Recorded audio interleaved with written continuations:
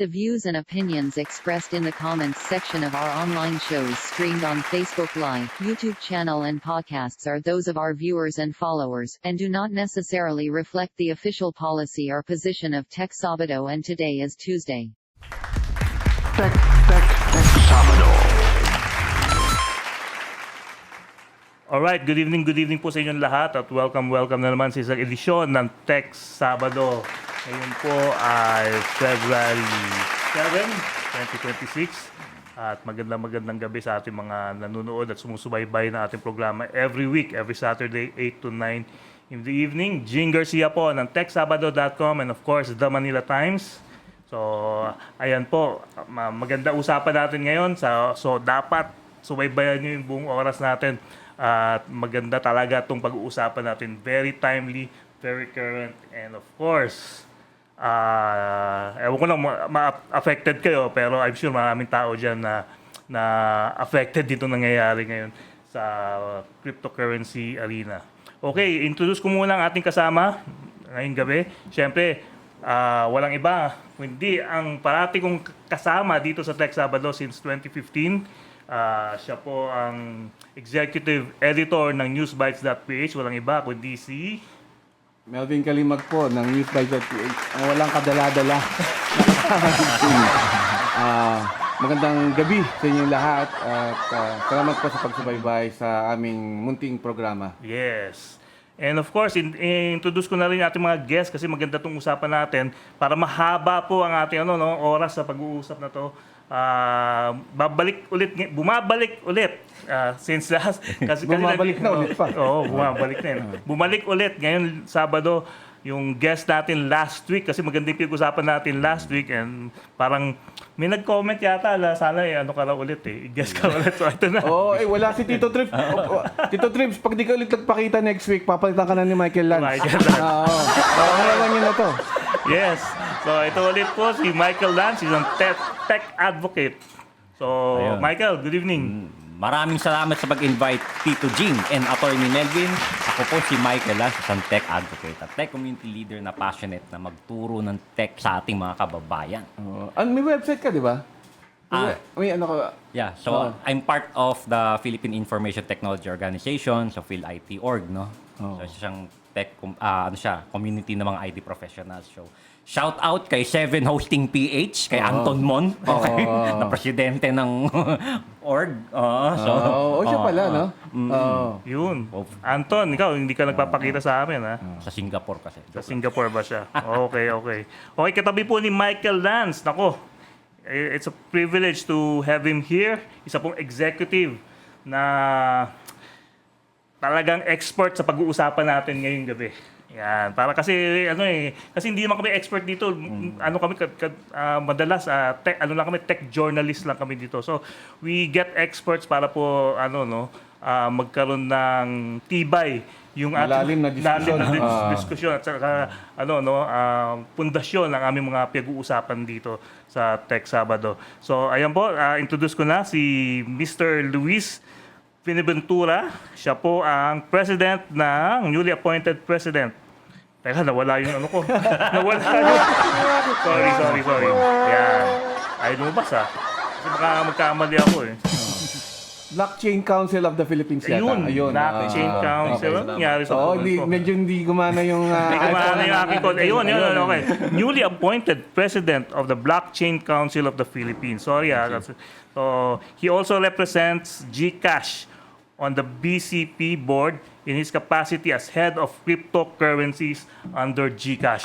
Luis, good evening. Thank you na dumating ka dito sa show namin. I'm sure maraming nagtatanong mga tao about kung ano nangyayari dito especially sa area ng cryptocurrency, particularly Bitcoin. Pero mamaya pa muna natin pag-usapan yan. Kasi ang gusto namin munang i-tackle yung tungkol sa blockchain. Sure. Sige. Yan. So ayan po So unahan na natin kaagad ng unang tanong. Ano ba ang blockchain, Luis? Explain mo sa amin. Gaano po kahaba yung show na? 2 araw. Sige. Actually, kaya ito in 5 minutes. But actually, I think the easiest way to understand blockchain is by comparing it to something else. Okay? So I will ask you a personal question. Magkano yung laman ng wallet mo ngayon? The physical wallet, you mean? Wallet? Yeah. Siguro 3,000? Kung binuksan natin yung wallet Pag-dinner mo. tayo. Kung binuksan natin yung wallet mo ngayon, pwede nating i-verify na 3,000 pesos yung laman niya. Diba? Kasi pag binuksan mo, bibilangan mo yung paper bills and you know that it's at 3,000 pesos. How much do you think is in your GCash wallet balance right now? Tansyahin mo lang. Estimate. 15 siguro. So you have maybe about 15,000 pesos in your GCash wallet. Pero I can't really just take your word for that, di ba? So I have to check yung ano yung balance mo sa GCash. Yes, And actually, hindi ikaw yung mag-verify nun. It's actually GCash na nag-vouch for the fact na may 15,000 pesos yung laman ng balance mo. Correct. Ngayon, this is the difference between real world and digital. Because in the real world, we can actually just look at the paper money in your wallet and say, it looks like about 3,000 pesos.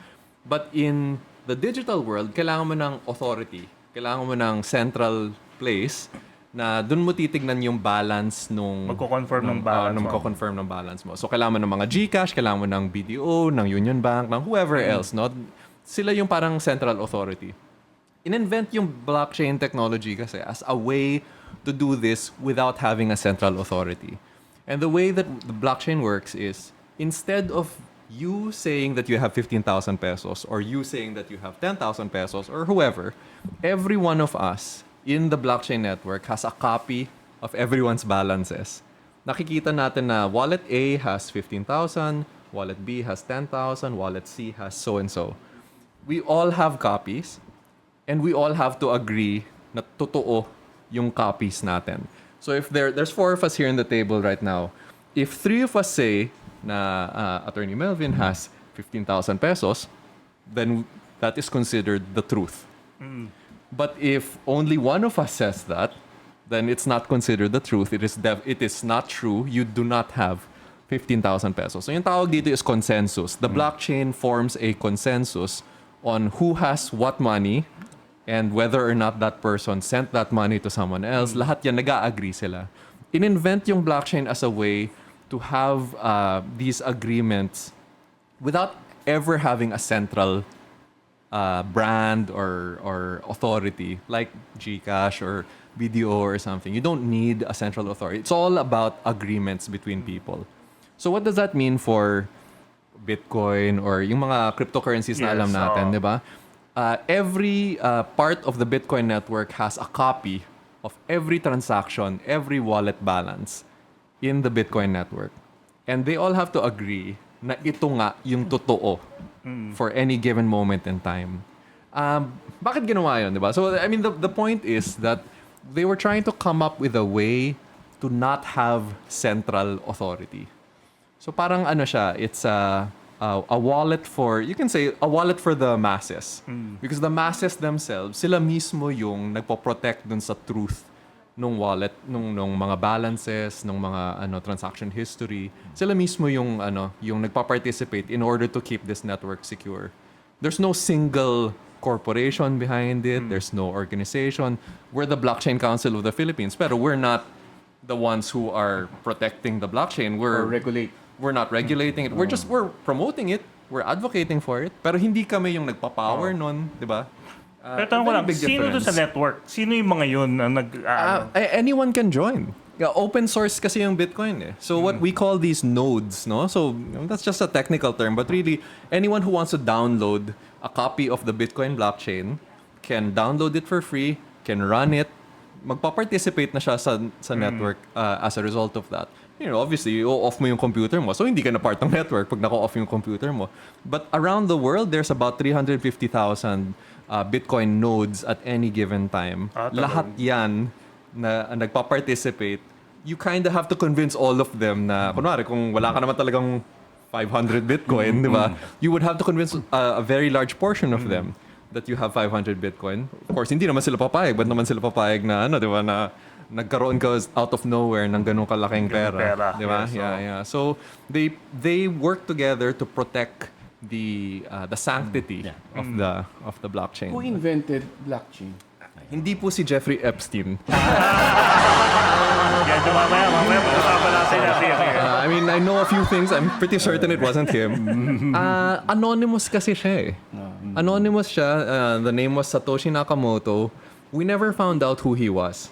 And he's... No, are you referring to crypto or blockchain? Well, because Bitcoin was a creation of an anonymous person named Satoshi Nakamoto. Kasama kasi dun sa Bitcoin yung creation of the blockchain as we know it now. So parang Bitcoin is also the first version of blockchain. And then since then, marami nang iba-ibang gumawa Kasi ng yung iba-ibang pinaka-foundation ng Yes. cryptocurrency, yung blockchain. Correct, Yun ang nagsusupport sa kanya to be a cryptocurrency. Correct. Yes. In fact, when he first created Bitcoin, hindi naman niya highlight masyado yung blockchain part of it. He was actually more concerned about the currency itself. And then it turns out that when more and more computer scientists were researching it and learning about it, they realized na actually pwede natin i-apply ito sa not just money, but for other things as well. Yun yung gusto kong tanungin outside cryptocurrency, saan pa maganda tong blockchain and bakit ito ngayon ang tinitingnan ng mga government? Like for example, our government right now is trying to convince us na this will solve something na Hindi ba mga vendors like IBM ang nag-develop o nag-push nito? Well, I think that again, it's an open source technology. So there were both the independent developers, there were big corporations like Intel, IBM, whoever else. They were all working on it. It's a little bit like Linux na parang, di ba? Nagko-contribute. No one really owns it Yes. diba? So may kanya-kanyang version. So IBM I believe has its own version of blockchain, and then there will be open source ones. Ethereum is another example of a very well-known one. Kung maalala nyo, a few years ago, there was this big craze here in the Philippines. So yung Axie Infinity na gaming, di ba? So ginagamit nila yung smart contracts on the blockchain, tapos meron silang mga game characters na lahat yon instead of money, yun yung nakalagay dun sa blockchain. Yung mga characters na nilalaro nila. So there are many other ways that you can use it. Hindi naman just for money. We can use it for document storage if you wanted. Yes. I think yun yung gusto ng government, yes, documents. that's how we got there. Yes, correct. So, puntahan natin yung area na yon si Senator Bam Aquino, meron siyang, na-approve na ba yun, yung bill na yun? No, not yet. Not yet. Pero yung sa Congress, may version sila, di ba? I'm not familiar. I'm not aware. Pero yung sa Congress, yung sinasabi ni Speaker D na gagamit na ng blockchain ng Congress, di ba? Sa documents nila. Documents. Pero ang gusto, ang kay Hindi kasi Bam batas Aquino yun. naman, It was just an initiative of the House. Okay. It's not a law. Akala ko kasi, na sinabi mong Congress, akala ko batas. Yung law pala yung kay Bam Aquino. Yes. Okay. So, medyo Right. naayos ko yun. Bill kasi yung kay Bam Aquino. Yes. It was an actual bill. Yun na nga, punta natin yung bill na ang pinaka-gist nun is to get rid of corruption. Not just using blockchain as a whole, but the reason to use blockchain is to get rid of corruption. Sa Luis, anong take mo rito? So, I mean, the first thing I should say is, syempre, I respect the intention, no? I mean, I think that the Philippines has really struggled with corruption, and very recently, medyo yun lang lahat na nag-uusapan in government right now. It's all about how do we stop corruption, etc., etc. The problem really is that no single technology will ever be able to do that. Why? Kasi corruption is a human issue. So unless you're willing to put all of humanity onto the blockchain itself, hindi naman ata possible yun. Hindi mo naman may eliminate yung human and social part of it, which is actually where the problem lies. Ngayon, can blockchain help make some of this corruption more obvious? I think that's the goal. Yes. I think yun yung goal ng blockchain, the budget bill ni Senator Bam, no? Na if you put these documents on the blockchain, it will make it more visible. There will be more people who can look at Yung it. transparency ang hinahanap nila, di ba? And there's also yung na-verify mo na at some point in the past, ganito yung document na yon, bakit siya nag-iba? Parang revision history, no? Parang pag nakikita mo kasi kung paano nag-iiba or na-edit yung isang document, mapapansin mo na parang hindi na ito yung budget dati Parang may nagbago. parang naggalaw siya. Sino yung gumalaw nito? May attribution, ganon. So, I mean, honestly, you don't need blockchain for that naman. You can do that with normal technology. However, if you put it on a blockchain, it does put more eyes on it na hindi na necessarily controlled by, kasi, if we were just going to build let's say a normal web application, normal database built by the government, built by contractors, syempre yung unang reklamo ng mga tao is, how do I trust na totoo nga yung nakasulat dyan? Kayo mismo yung gumawa niyan diba? So the person who is supposedly you need to check nga sila mismo yung nag-create nun. So it's a little bit hard to trust the information that you're seeing. If you put it on a blockchain, there is a possibility that other people will be able to look at it. Parang siya, security just by having more eyes on it. something like that. Diba? And I think that's a worthwhile goal. Marami nagbabantay, no? And that's already way better than what we have now. Kasi at the moment, medyo, we're kind of blind to it. So makikita na natin yung results at the end of the day na parang, okay, hindi pala ginawa yung flood control wall na kailangan or whatever it was, di ba? Parang, hindi pala nagastos yung pera na yun for the right things. We'll find out after the fact. At least ngayon, theoretically, makikita mo yung kung ano nangyari from budget standpoint all the way to the Tama yung paper trail, kumbaga. something like that. I think that was the big goal there. Okay, babalik po ang Tech Sabado. May more questions tayo about the blockchain thing with the government. So, babalik po kami in a few seconds lang.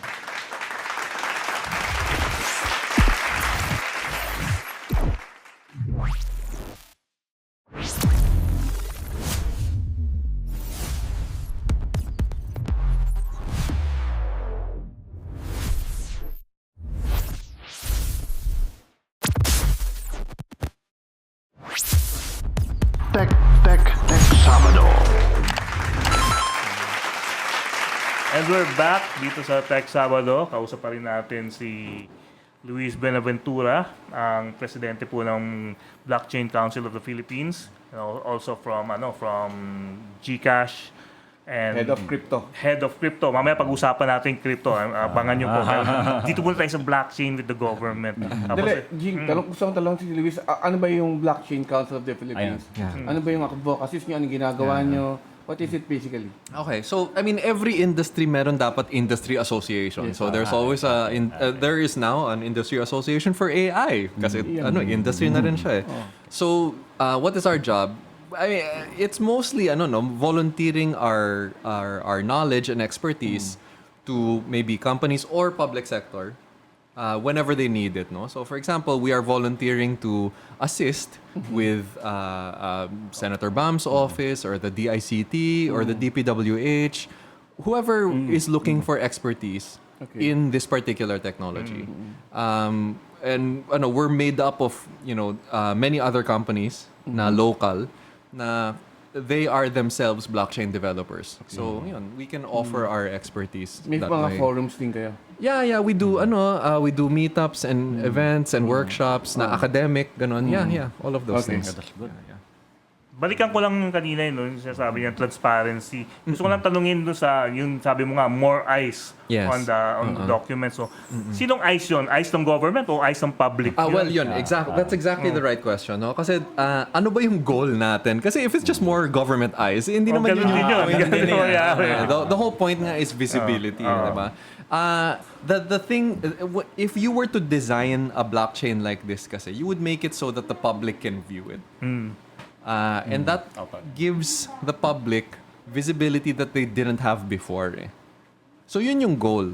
Ngayon, because a public blockchain is accessible to anyone, people can build their own apps to monitor it if they wanted. So kunwari, yung mga non-profit, yung mga watchdog groups, they could build visualizers para nakikita nila kung kunwari, itong budget document na to na file siya at this point, And then it went through the PhilJeps yung mga ganun.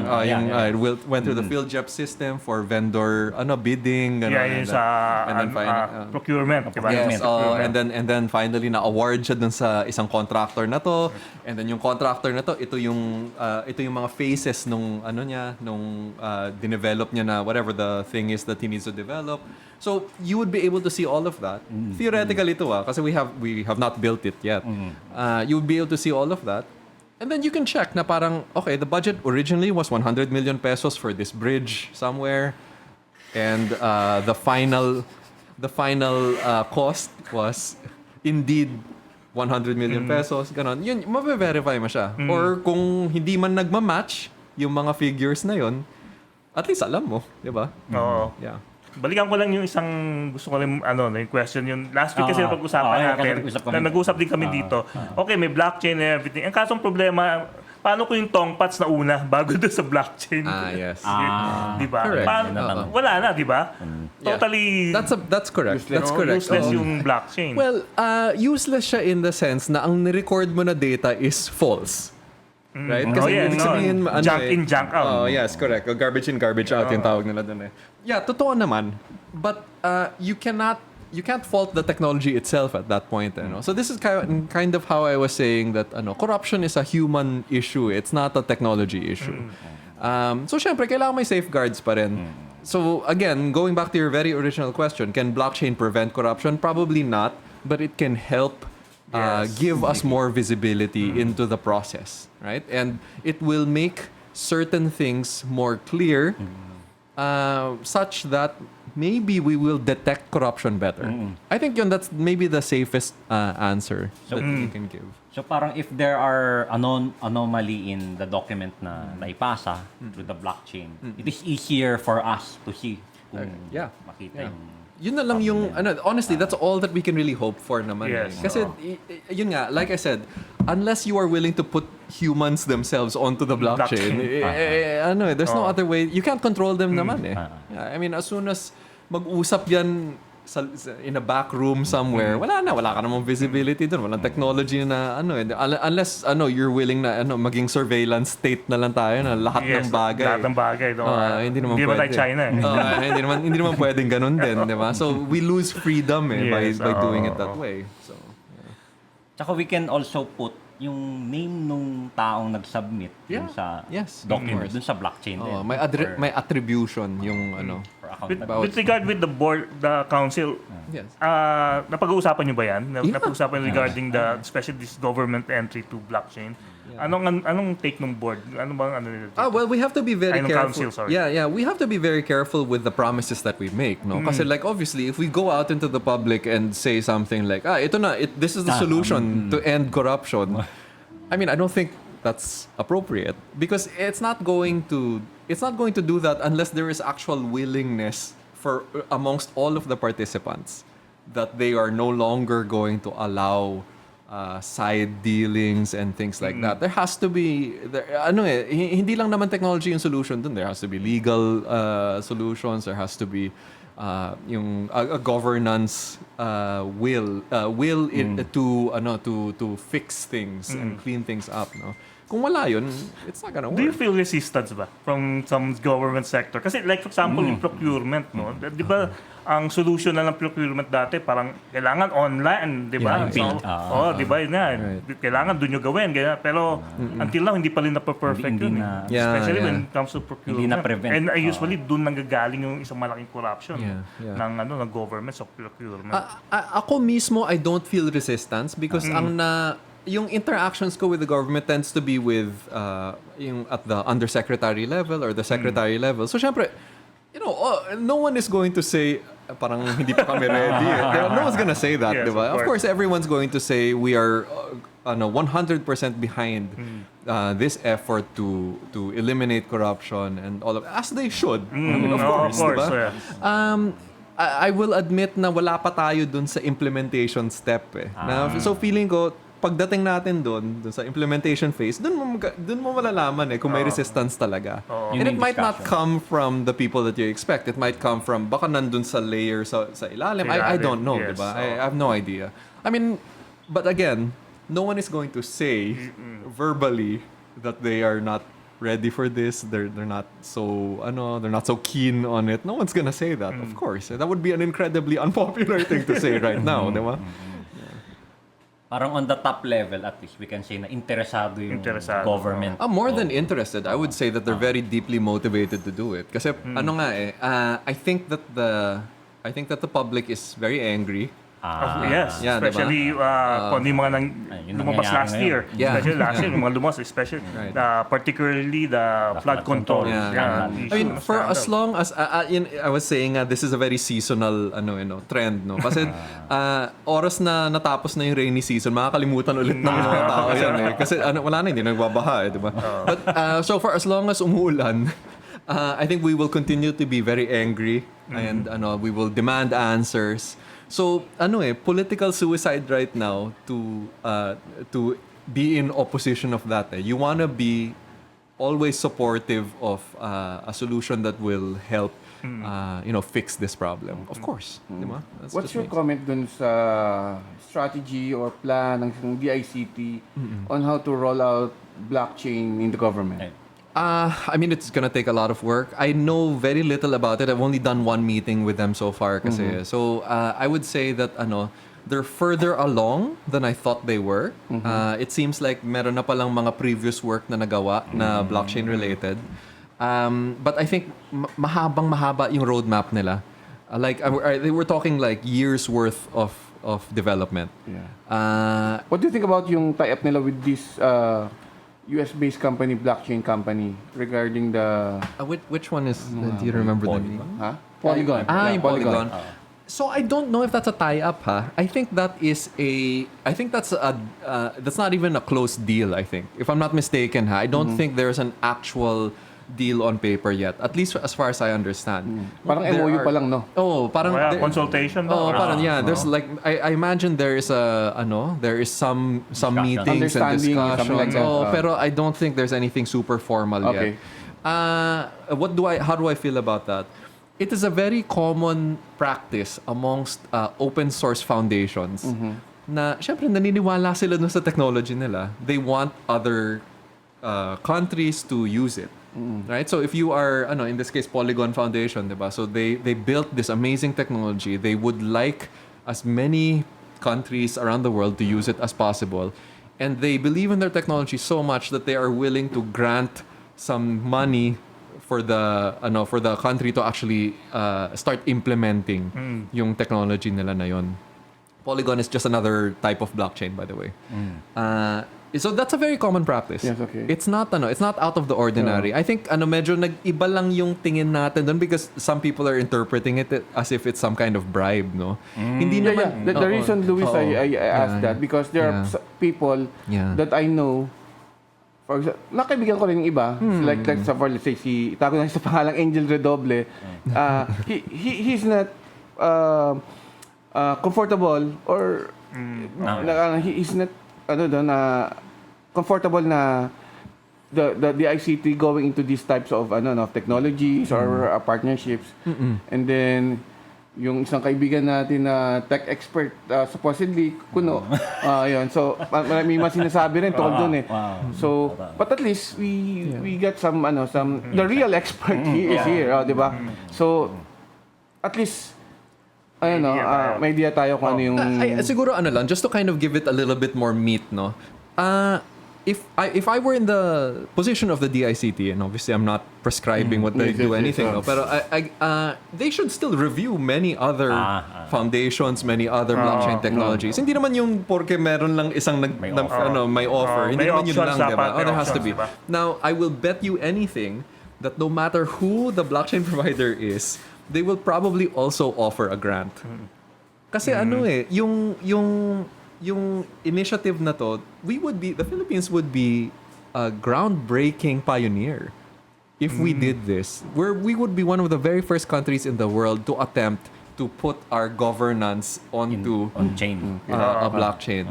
And that is the kind of thing that is very newsworthy. It would change the way that the rest of the world thinks about blockchain technology. So there's a reason why it's worth it for these other foundations to literally kahit sila na mismo magbayad para doon sa development cost natin kasi ang laking bagay nun Tama, and that's the reason, no? So no matter who they talk to, they will get grants for sure.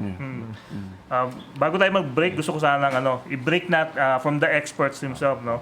I-break natin yung myth about blockchain being foolproof and na hindi hackable. Sige, Luis, i-break mo yung myth na yan. Okay. All right. Is the blockchain hackable? Every technology is hackable. Is the blockchain more sturdy than other technologies? Yeah, probably. Probably, you can do a very objective test. Bitcoin itself has never been hacked. Throughout its entire 15 year history, it's never been hacked.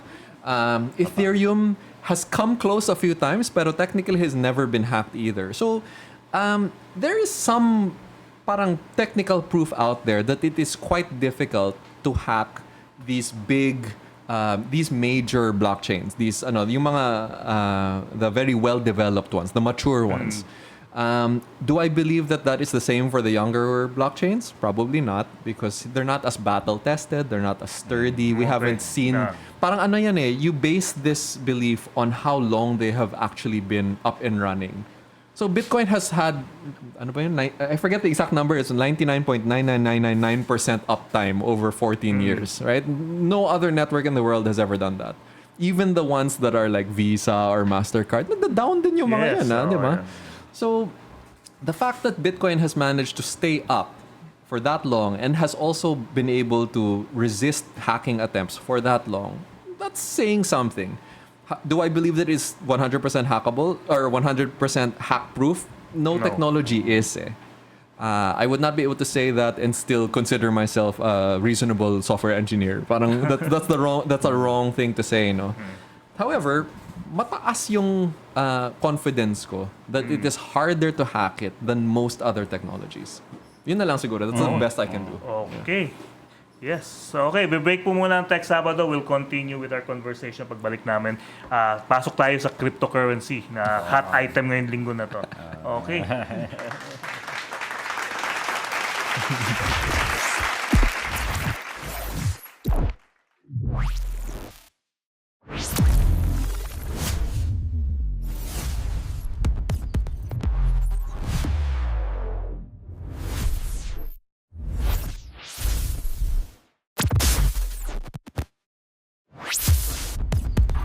Tech Sabado.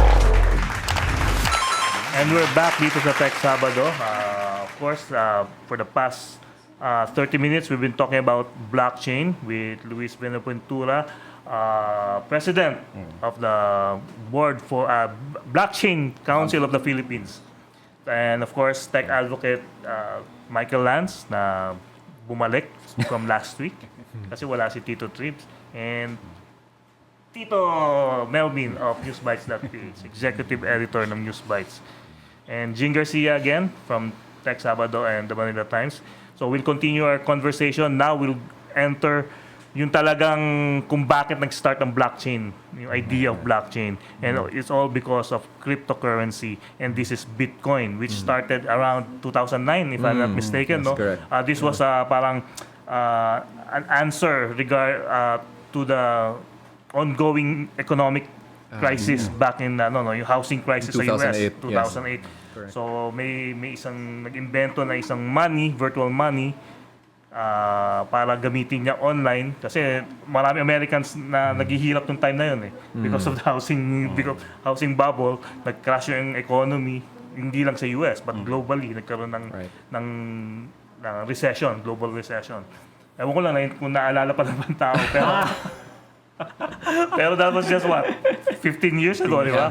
Yep. So anyway, let's talk about Bitcoin kasi Bitcoin Dali, Jing, you are equating crypto with Bitcoin Bitcoin is cryptocurrency. Oo nga, pero parang Bitcoin is just one form of crypto. But Diba? Tama ba? Yes, That's fair. Yeah. That's fair But I'm naman. focusing on Bitcoin kasi because something happened this week. Yes, Okay. correct. And because Bitcoin crashed several times actually, Yeah, no? yes. Hindi lang isang beses, Yeah. several times.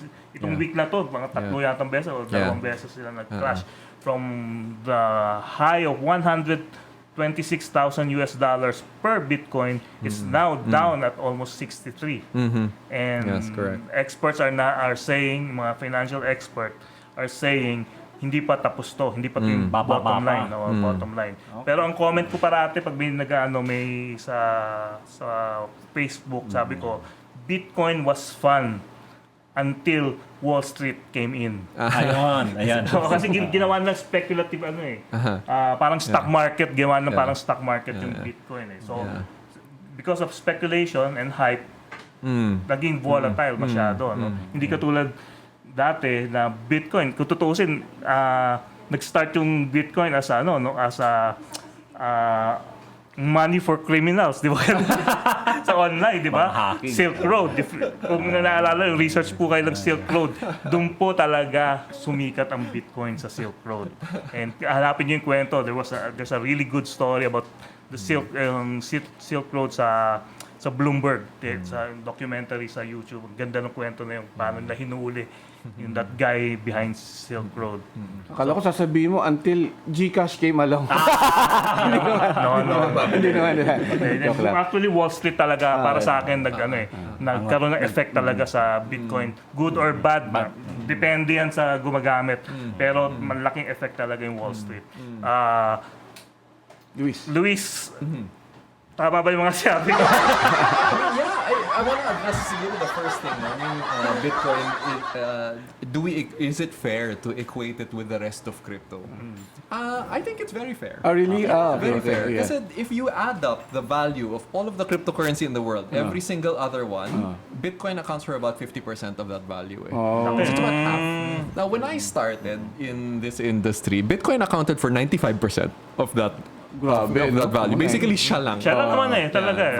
For a very long time. No? And then recently, kasi as more and more new cryptocurrencies have been created, more and more blockchains have been created, lumiit yung dominance ng Bitcoin. So bumaba siya from 100% all the way down to, I think it's somewhere between 40 and 50% at any given time. Yeah. So what is the biggest indicator na na bababa yung overall price ng cryptocurrency market? It's whether or not Bitcoin is going down.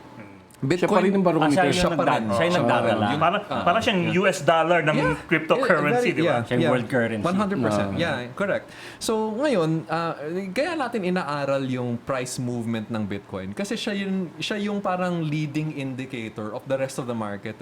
If Bitcoin is going down, the rest of the market tends to go down with it. If Bitcoin is going up, same thing.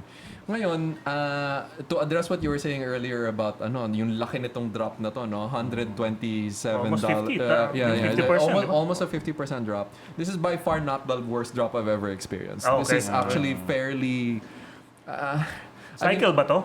Sabi nila cycle. It's a cycle. Every 4 years or so, the Bitcoin price drops by as much as 85%. Wow. So this is not as bad as it's ever gotten. I'm not saying that I want it to get that bad. However, if you've been doing this long enough, it becomes kind of it starts to feel very academic. Seasonal. Parang alam mo naman na mangyayari to Diba? So, what do you do? Wala lang. Just nothing. Just don't stress because it's happened 4 other times in the past.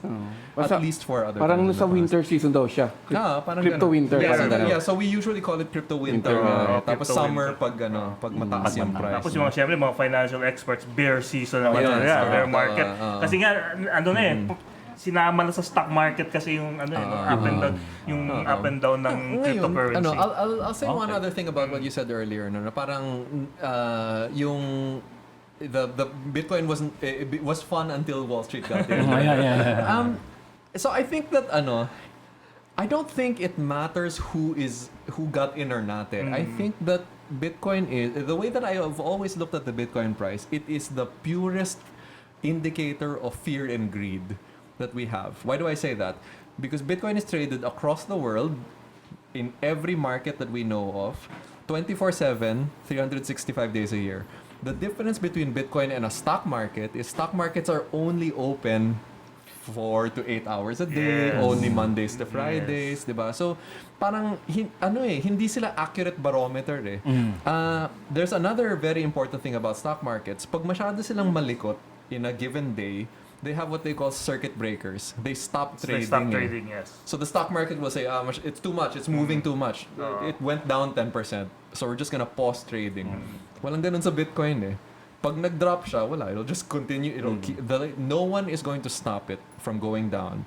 But also, no one is going to stop it from going up if people are very excited about it. So, in a way, it is the most pure signal of how humanity values this asset, this particular asset. Because, yun nga 24/7, 365 days a year, 200 countries trading it, as far as we know.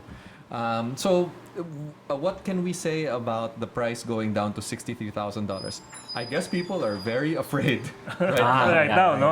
Yeah, I guess they don't Kasi, like it. sabi nga, kanina lang, sell-off. Yeah. Sabi ng mga there's a sell-off kasi nga, ayaw na madugi ng mga tao. Yung mga Yes. bumili ng medyo higher price, ayaw na madugi. Kina-cut loss na yun. Yes, oo. Ganun talaga siya eh. The thing is, well, bumili ka at $100,000. Were you expecting that it was just gonna keep going up forever? Gravity will eventually take hold eh.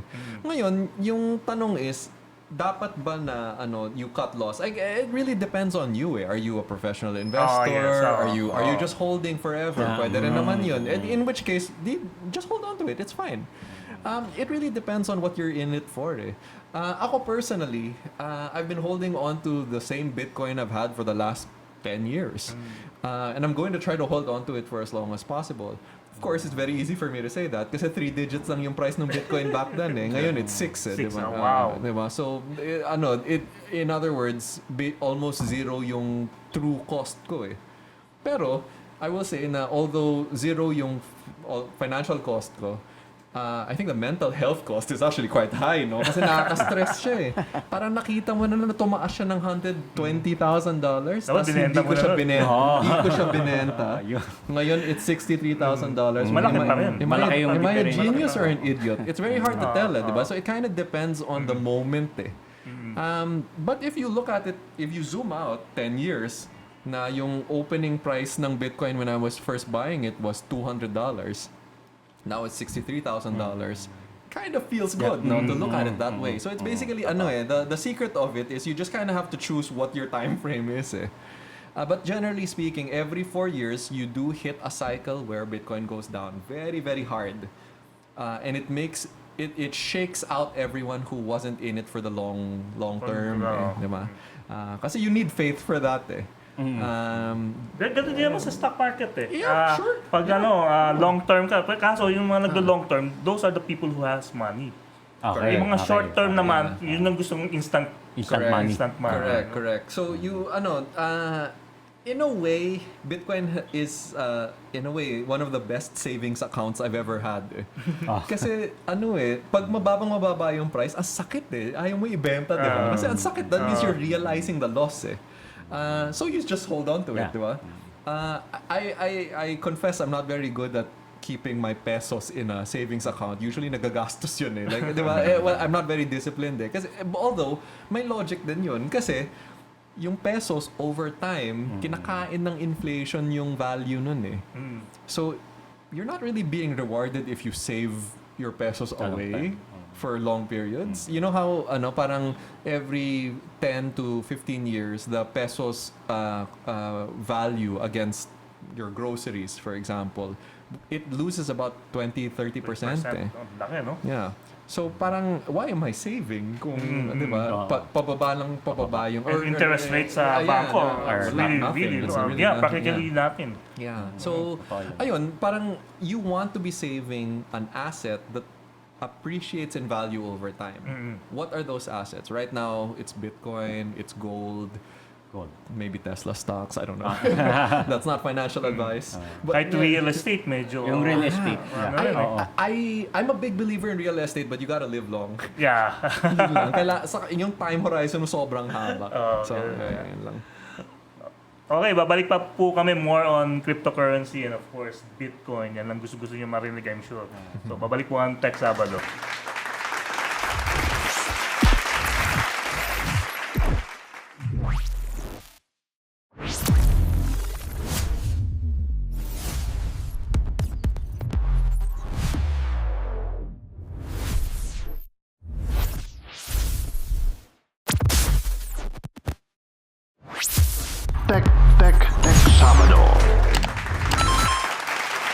back again dito sa Tech Sabado. Last 15 minutes natin. So we'll talk more about cryptocurrency. Kung may mga tanong kayo, tanongin na natin dito ngayon sa ating expert, Luis Buenaventura of GCash, who heads cryptocurrencies in GCash and also the president of the Blockchain Council of the Philippines. Ayan. Isang tanong na gusto kong yun na nga, na-mention kanina, yung Bitcoin nag-start as a criminal money underground sa dark web, which is real. Doon talaga nag-start yan. Yeah. Doon sumikat. Hindi naman doon nag-start. Doon sumikat. Yeah, sure. Kaya nagkaroon ng value bigla. Saan umabot yung point na biglang nagkaroon ng trust yung mga tao sa Bitcoin itself, hindi yung cryptocurrency lang. Yung Bitcoin mismo. Tapos, di ba nagkaroon pa ng resistance ng mga central banks, even the banks. Bakit nagbago ang isip ng mga bangko sa government now? Honestly, my theory is, I think they studied it enough and they realized na hindi nila masa-stop. So, I think what happened was they just decided we might as well just write laws to try to, regulate it na lang. But di ba, that defeats the purpose of cryptocurrency kasi sabi nga borderless, unregulated, kailangan parang ng blockchain hindi pwede ma-regulate ng isang entity, central entity. Di ba ganun yun? I wouldn't say naman that it completely defeats the purpose. You could argue that the internet itself was meant to be an unregulated technology, but there are laws that, there's still censorship on the internet, for example. So, but may mga bawal pa rin naman doon, things like trafficking and child pornography. May Hindi mga naman out there. Diba? So and I think you can argue that the internet itself is incredibly useful, even with all of the laws that we have built to safeguard certain bad uses of it, diba? So I think it's the same with Bitcoin or cryptocurrencies or blockchain. Parang the laws that have been written are meant to also create that trust. So, for example, here in the Philippines, the first law that was ever written about cryptocurrencies was in 2017. So the central bank, yung BSP, created a licensing framework. So kung gusto mo maging isang cryptocurrency exchange sa Pilipinas, kailangan mong mag-apply para dun sa license na yon. So that started in 2017. Actually, quite a long time ago. Almost 10 years ago now. 10 years na. So we were one of the first countries to do that.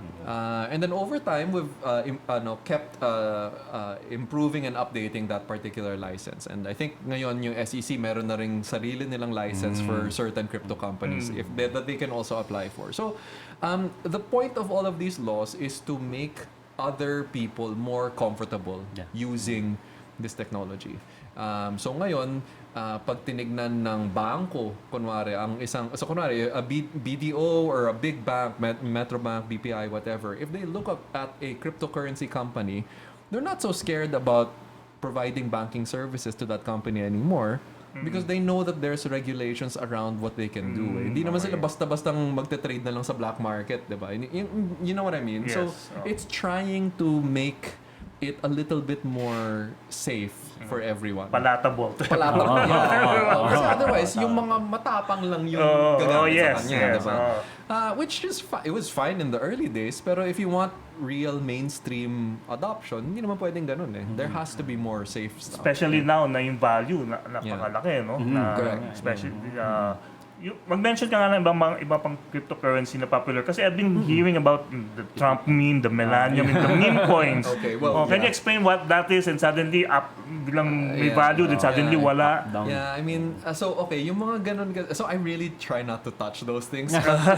So they're called meme coins because I'm sure we've seen memes on the internet. So sometimes these are funny pictures, funny jokes, whatever.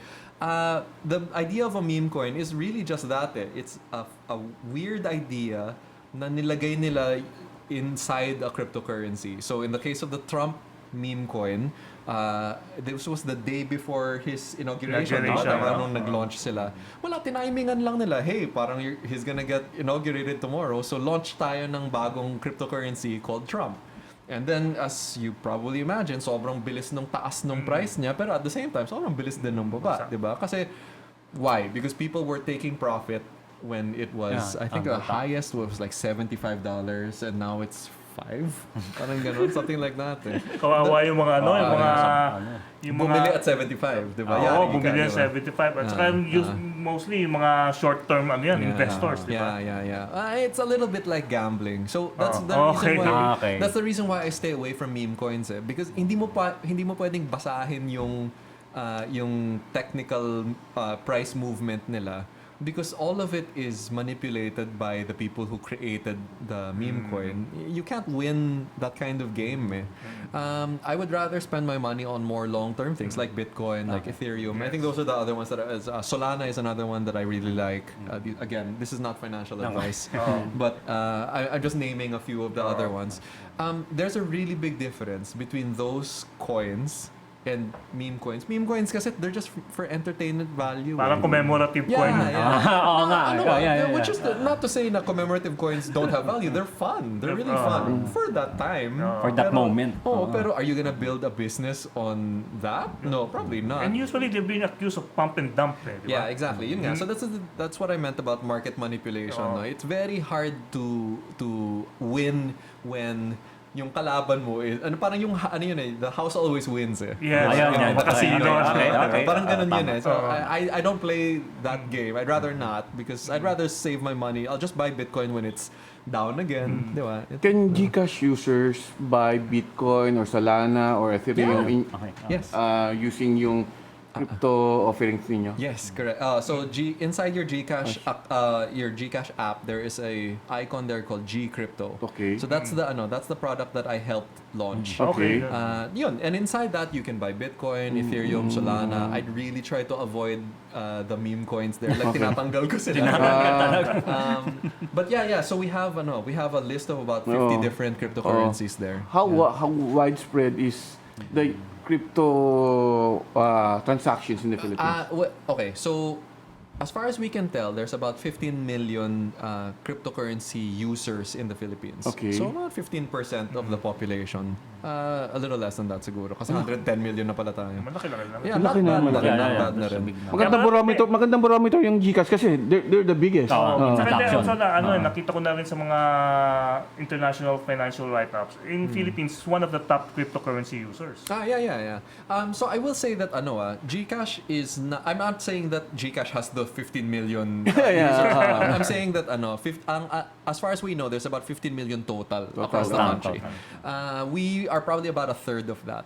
Wow. Yeah. So parang we're substantial naman, pero we're not all of it, so there are definitely other users out there. There's other cryptocurrency exchanges out there, like PDAX, PDAX and Coins.ph, and stuff like that. So meron namang others, and our direct competition, Maya. there's lots. And altogether, we think it's about 15 million users. So not bad na. What's the volume passing through? That is a little bit more confusing. Okay. Kasi first, we don't have visibility into volume. I know my volume, but I'm pretty sure I'm not cleared to share that. There is a study from 2025 that claimed that there was about $80 billion in cryptocurrency volume in the Philippines in 2025. 80 billion? $80 billion. Wow. Ang dami naglo-launder. Ang dami Pwede. Pwede doon talaga. Actually, yun isang gamit ng cryptocurrency. Sorry. No. I guess what I was gonna say was take of that number what you will. I don't know how you interpret. You can choose to interpret it any way you want. All I can say is that seemed very high to me. Hindi ko exactly I was taken aback when you said 80 billion. Yeah, hindi ko ma-imagine exactly billion dollars. Dollars? Yeah, it's dollars. That's trillion pesos. Actually, di ba, may napabalita nga yung one of the mga pera sa flood control. Di ba? Pinasok sa crypto. So, ayun na nga, di ba? So, that's what you have to kind of bear in mind when you see numbers like that. It's possible na wala nang kinalaman yun sa legitimate volume ng mga GCash, ng mga Maya, ng mga Coins.ph.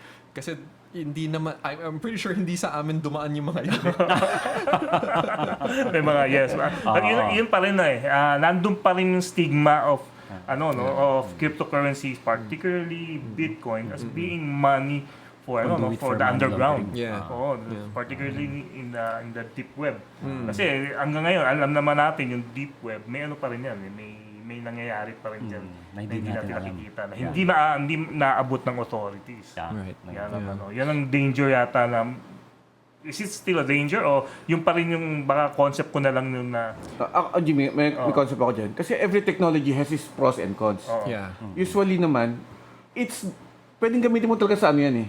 Sa hindi maganda eh. Oo. Pero more often than not, it's the benefits, the advantage of the technology Yun ang mas dapat natignan eh. I don't know if... I think we're seeing that even with AI, di ba? Yes. So many wonderful things that AI can do. Pero ano yung Magagamit din sa mali, no? Yeah, ang daming negative ngayon sa AI, di ba? Ang daming negative news about I mean, AI. yung just the loss of jobs. Yes, Parang that's so hindi true. sila nag-hire as much. Yung BPO industry ng Pilipinas could be Maapektuhan. decimated by AI, di ba? Is that a good outcome? Probably not. Pero at the same time, look at how much other stuff it's done, di ba? Ganun eh. Every technology has pros and cons. Tama kayo dyan, no? Actually, yung digital tools, yung transformation natin to digital, may internet, social media. Social media, yun. isa pa yun. Di ba? Parang ano lang yan, naalala ko nung time ng uso yung digital photography. Yeah. Lahat ng wedding photographers, medyo natakot, di ba? Yeah, Natakot sila, mawala sila trabaho. Pero feel nakita nila yung mga tao na may digital digital camera sa crowd, hindi na mabibigay yung pictures sa kanila. So wala rin. So nag-hire pa rin ng mga Mga okay, papahangin ng professional photographer. photographers. Nag-hire pa rin professional. Yeah, you photographer. still need skill eh. Oh, that's true. Yung skill talaga. No? Yun naman, AI, di ba? skill gap, yan ang issue yun natin nga ngayon. Skill gap. Pagdating sa blockchain ba, kailangan ng skills sa mga tao? For I that? think with if all you want to do is buy your first small amount of Bitcoin. By the way, you don't have to buy the entire Bitcoin na buo ano yun eh. Kasi currently that's about 4.5 million pesos, di ba? Yes. Or it May could mga be way less Satoshi now yung pala, di ba? Satoshi, ano na lang, di ba? Yung Yeah, maliit. you can buy 100, 200 pesos worth if you wanted. Pwede naman yun eh. If that's all you want to do, there's no skill gap. It's very simple. I think that we've done a lot of work on at least the GCash side but it's very straightforward. You just look for the Gcrypto icon, nandun na yun eh. Kung yun lang yung gusto mong gawin, it's actually quite easy. Now, if you want to build a government blockchain where all of the budget documents of the entire country is going to be stored and viewed and monitored, that's a different story. Yun, mataas yung skill gap nun. Can it create jobs in the blockchain The technology? blockchain I mean, developer. I think that kung napasa yung bill ni Senator Bam, it will definitely create jobs. Kasi that was looking for several 100 million pesos worth of funding to create the technologies that we wanted. That's not the kind of thing that you would do with a single contractor. You'd have many contractors and they would probably have to farm it out to many different people. So it would definitely create jobs. So, ang tanong ko, with the Blockchain Council of the Philippines, for example, can we partner with TESDA to create yung mga NC3, national certification? I think that so I will say that in principle, yes, of course, we would be very very supportive of doing something like that. Do I believe na magagawa namin siya quickly? Probably not. Mahirap kasi okay. gawin yun eh. Kasi gagawa ka talaga ng curriculum, ng courses and all that. And then you need certification. There are other countries that are close neighbors of us, Singapore for example, na meron ng blockchain certification courses eh. So baka pwede nating hiramin or i-license or something. I would probably do it that way. Para hindi na natin, we don't have to reinvent, diba? It's a little faster. Yeah. Okay. Tony, tanong ka pa? Ay, Medyo pusa na yung oras natin eh. Si Michael Lance, baka meron pa Sige raw. sila. kasi yung naririnig ko yung yung mga quantum computing. Yeah, pag dumating na yun, Yes. Ang epekto nun? actually, nandun na rin tayo sa punto na yun. Gusto ko na rin malaman para before we end na yung ending natin is, ano ng future ng blockchain, cryptocurrency, especially dito sa Pilipinas? Okay. Sige. You want to do? I'll do the quantum resistance. Sige. Okay. So I'll give you context muna. So people are worried that when we finally have quantum computing, maka-crack lahat ng encryption Yeah. ng cryptocurrencies and all of the other encryption algorithms, no. So every major cryptocurrency, may mga foundations kasi yan eh. So these are the organizations na they're actually building the code, making it open source, training developers. Ito yung mga nila, yung groups nila, no. Every single one of them have been investing in quantum research for the last 5 years at least. Because they're trying to make sure na hindi sila madali pag nangyari na talaga yung quantum revolution na yun. We don't know when it will happen eh. I think there's still a lot of technical problems na hindi pa nila ma-figure out. But all of the major cryptocurrencies are investing money to make sure that it doesn't completely destroy their value proposition. I'll also mention that if we're worried that quantum computers will be able to break the encryption of Bitcoin, we should be more worried about quantum computing breaking the encryption of Visa or MasterCard. Mas madali yun. Okay. Yeah. And actually, the internet itself, kung napapansin niyo yung mga website domain, yung mga addresses ng websites, di ba? HTTPS. Yung S na yun stands for secure. That is an encryption. If you could break that, then you can basically falsify the website of Google, Facebook, Microsoft, diba? That has many other downstream consequences. So we have a lot of problems kung ganun lang pala kadali. Diba? So yung mga yung mga password na 000 or 1, 2, 3, 4, tapos na kayo. Yeah. 1, 2, 3, 4, 5. So, Luis, what's the future for the Philippines when it comes to blockchain and cryptocurrency? Okay. So in terms of cryptocurrency, I think that we just keep growing and growing the number of people who are investing in it or speculating. You can call it gambling kung if they like gambling on meme coins, that's fine. But what I really want to do is just make this stuff accessible to as many Filipinos as possible in a safe way. Not in a way na baka ma-hack sila or mawala yung pera nila because they didn't know how to secure their wallet. I want it to be safe. And that's kind of why I joined GCash because GCash has the largest customer base in the Philippines. They have about 95 million customers. And I want to reach as many of those as I can. So that's kind of how I think about the future here. Eventually, makukuha namin yung buong population, however many that is.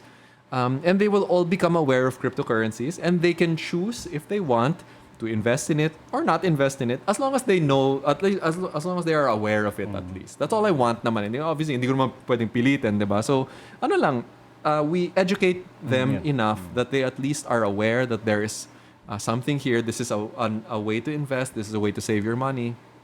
And if Bitcoin's price keeps growing over the next few years, knock on wood, it will be the most effective form of saving money that we've ever had. Because, unlike the peso na pababa yung value, at least yung Bitcoin kasi pag ganon, pero yun nga, may mga peaks and valleys. Yeah. Pero the trend over a long enough period of time is up. It's always up. Right? So that's it. That's kind of what I'm hoping for.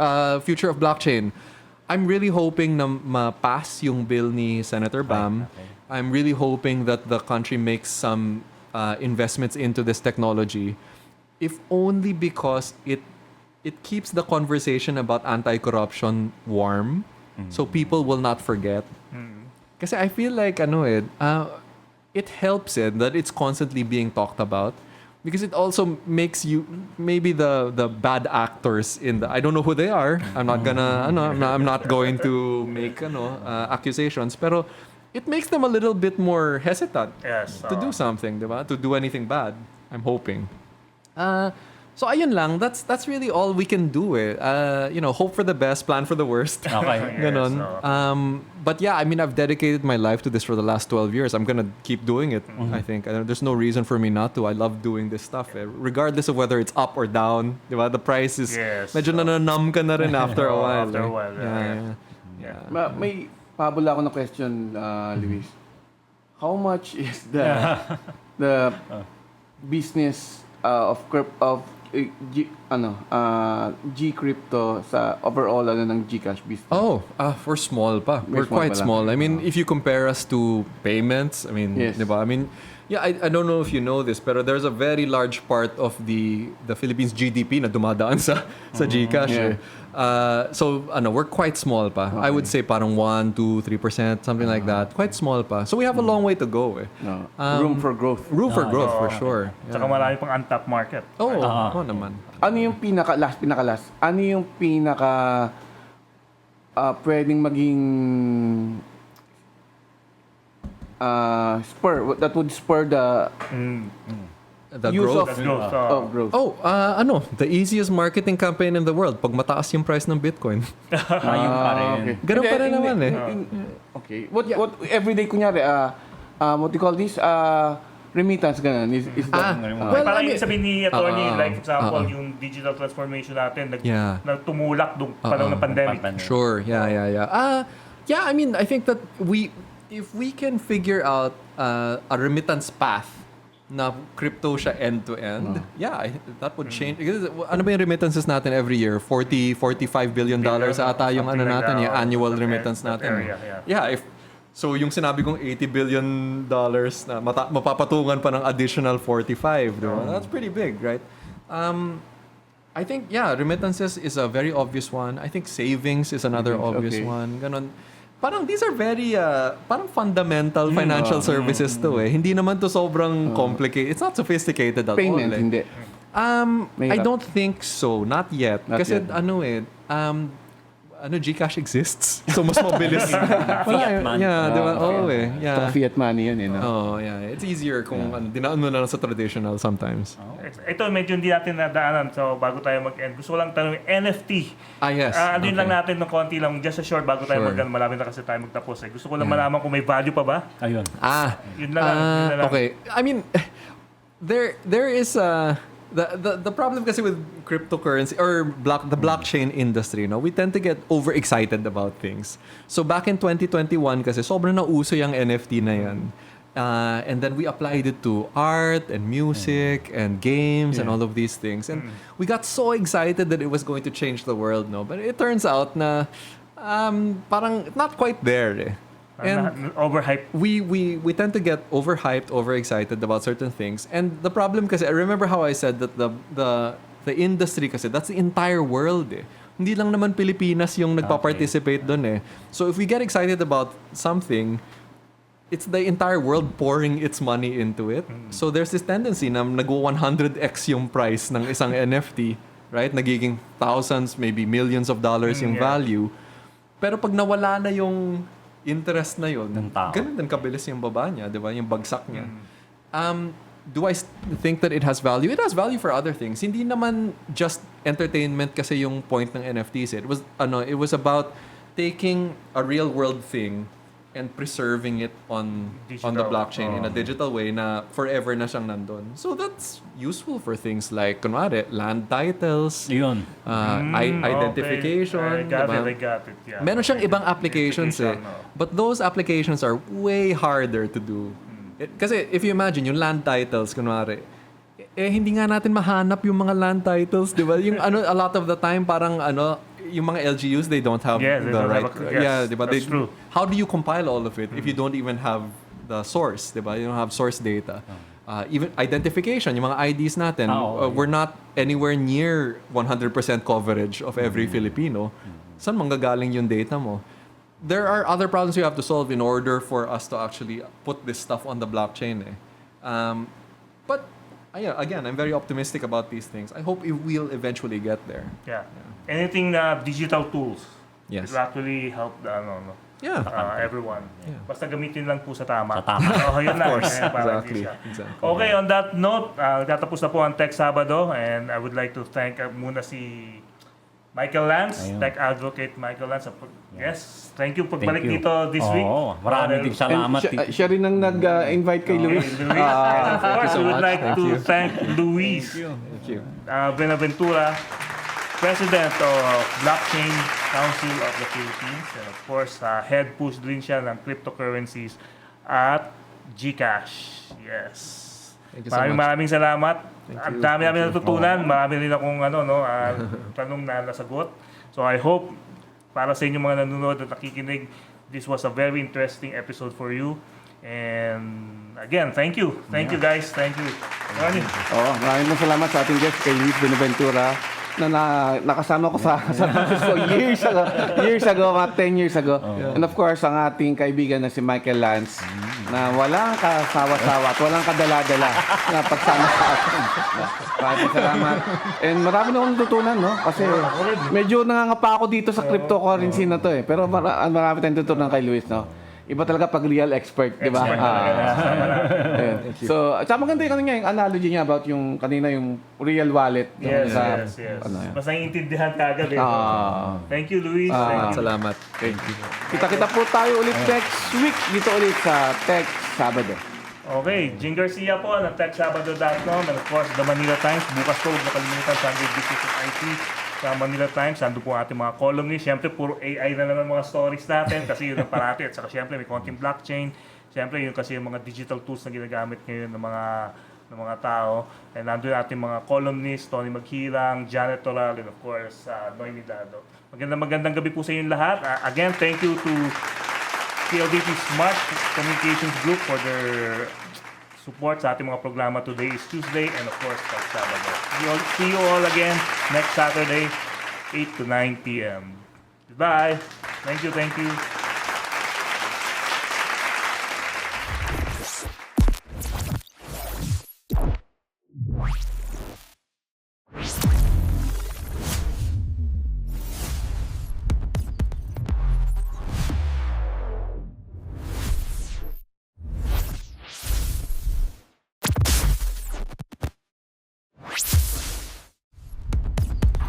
Tech Sabado.